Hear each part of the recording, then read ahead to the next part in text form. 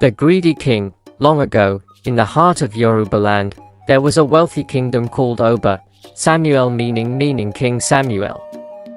The kingdom was blessed with tall palm trees, fertile farms of yam and cassava, rivers where fishermen caught big tilapia and catfish, and lively markets where traders wore their beautiful dresses, wrappers, and read beautiful beads around their necks and wrists. But despite all this beauty, the land was ruled by Oba Samuel, a king whose heart was filled with wickedness, selfish and greed. Oba Alu wore the finest agbada robes, embroidered with golden thread. His crown, the Aid, sparkled with coral beads. On festival days, he strutted proudly through the marketplace, his royal staff in hand, while the talking drums beat multiple musical notes. Our king has no equal. Multiple musical notes, but though the people hailed him, they whispered behind his back. For everyone knew that Oba Samuel cared only for himself. Whenever farmers brought their harvest of yam, maize, and vegetables, the king would keep the best baskets for his palace. Hunters who returned with bushmeat had to surrender the fattest antelope to the palace guards.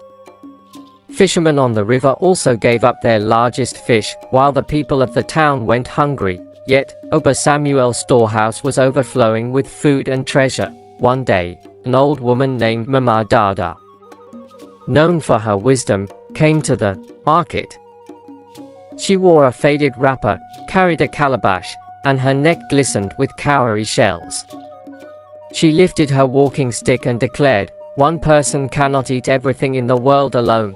The villagers clapped, but none dared speak against the Oba. Not long after, a great drought struck Ilu Samuel. The rain stopped falling, the earth cracked.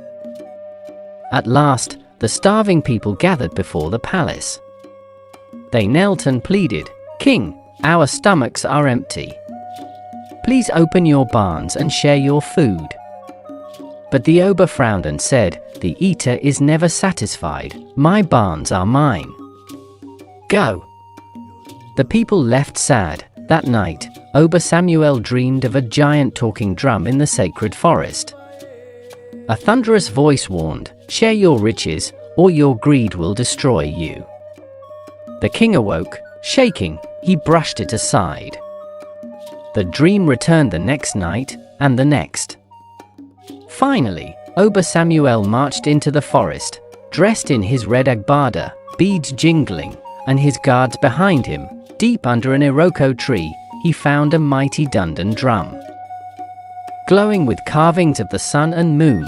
When he touched it, the drum spoke, "Beat me once, and your barns will be full. Beat me twice, and your palace will shine with gold.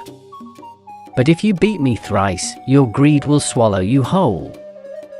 Oba Samuel's eyes widened. He beat the drum once. Suddenly, barns of yam, cassava, and palm oil filled the palace.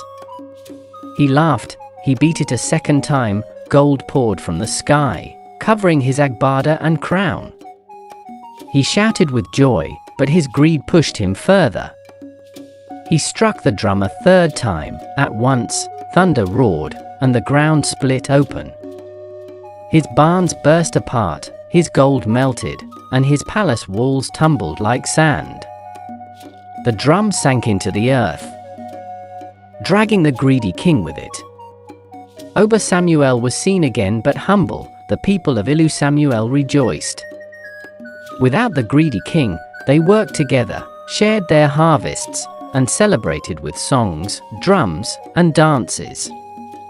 Soon, the rains returned, and the land became fertile once again. The one who shares is the one God blesses the most. And from that day, the tale of the greedy king was told across Yoruba land, teaching children that selfishness leads to death. What did you learn?